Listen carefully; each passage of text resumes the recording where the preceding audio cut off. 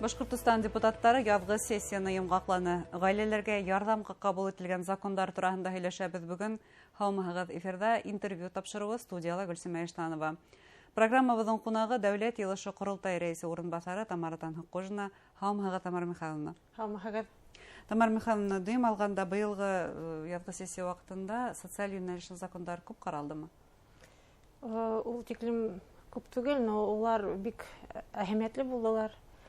Күп балалы гаиләләргә һәм ятим булган балаларга кагылаулар күбеһе.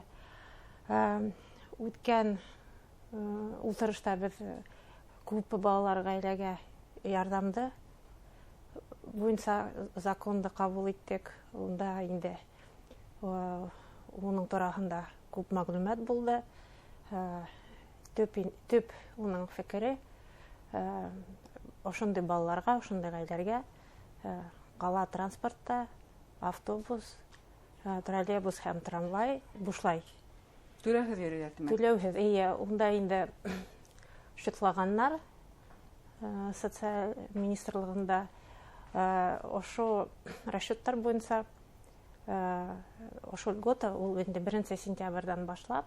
Әтмәк егеһен әле ул Юк, 1 сентябрьдән башлап һәм ул уку ел барышында бара һәм 31 майга хәтлем ел һайын көненә 2 тапкыр.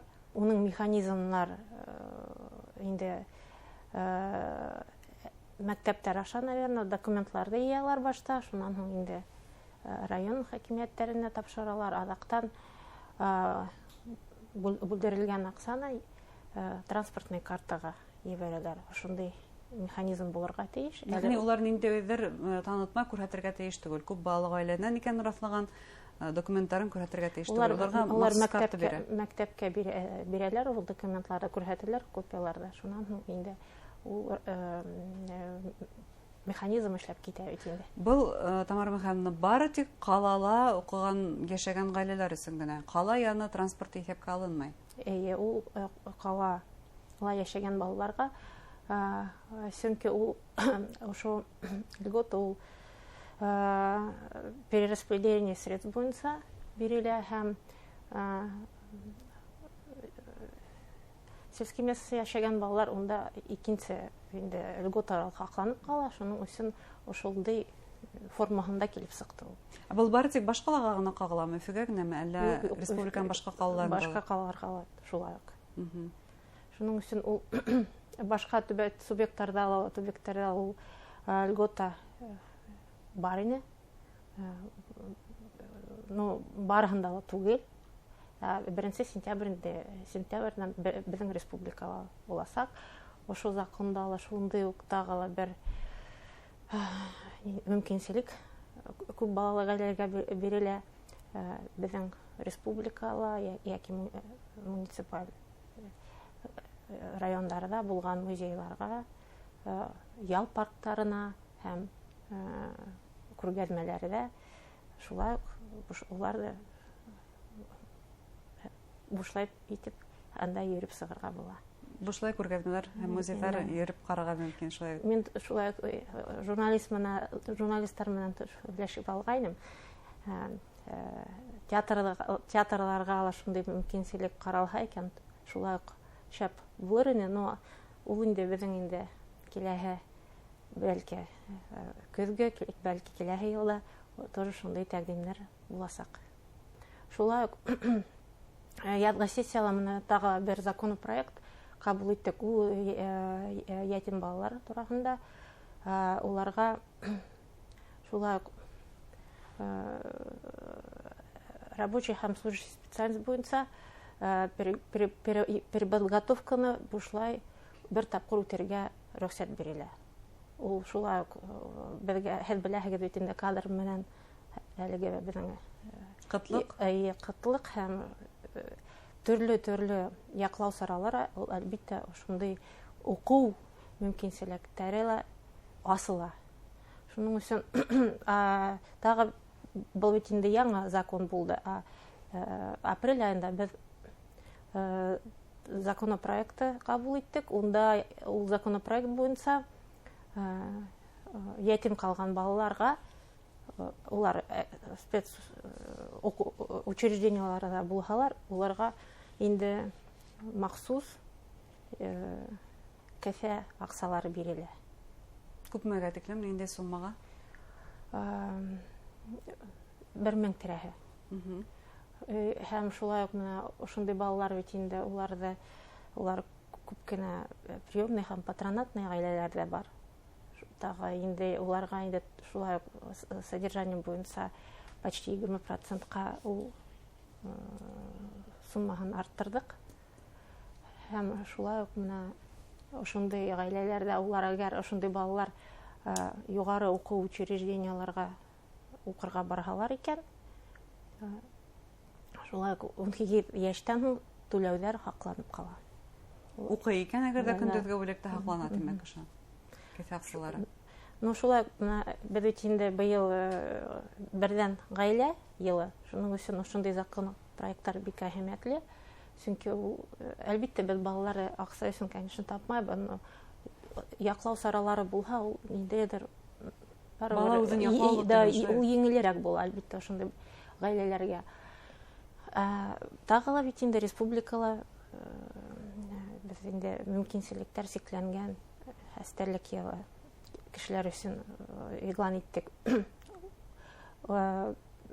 Ошо юнәлеш буенча безнең тәкъдимнәрдә 138 тәкъдимнәрдә хөкүмәт тарафына җибәрдек. Күп субъектларның законодательстволарын карап сыгып, анализды эшләнек. Шуның өчен инде әлбәттә 138 тәкъдим бик күп, уны барыгын да шутлап алырга кирәк. Финанстар яклауын карар кирәк. Әлбәттә уларның нигезендә финанс булырга тиеш. Һәм шуның өчен көзгө сессияла хөкүмәт тарафынан ниндидер тәкъдимнәр әлбәттә буласак. Көзгө сессияга димәк байтак кына эшләр калган килеп сыга бу социаль яклау саралары буенча. Улар әлбәттә бер яктан без инде федераль законодательствога яраклашабыз һәм үзебезнең дә тәкъдимнәр буласак. Тамара Михайловна, бuna адреслы социаль ярдәм күрһәтүгә каралган закон проекттарына ла тагын тукталып киткәндә, ул язгы сессияләрнең берендә каралгайны. Нимәләр үзгәрә, бәлки ниндидер тәкъдимнәр индереләлер? Гомумән алганда без моны социальный блок дип әйтәк, ул әлеге вакытта бик стабильный ситуация. Чөнки федераль яктан да балалар өчен дә бердәм пособие бар, безнең сараларда байтак кына. Шуның өчен без ошо социаль яклау юнәлешендә ниндидер бик шундый көчле, ниндидер ситтән сыгып тәкъдимнәрне пока ул тиклем көтмәйбез. Но шулай ук менә быелларга караһаң, күп сараларды үткәрәбез.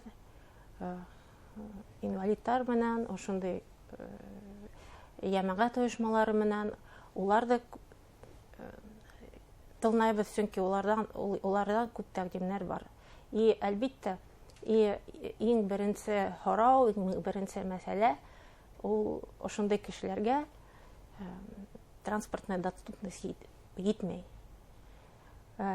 Бер-ике ел элек махсус поручение булган социальный такси асып җибәрергә.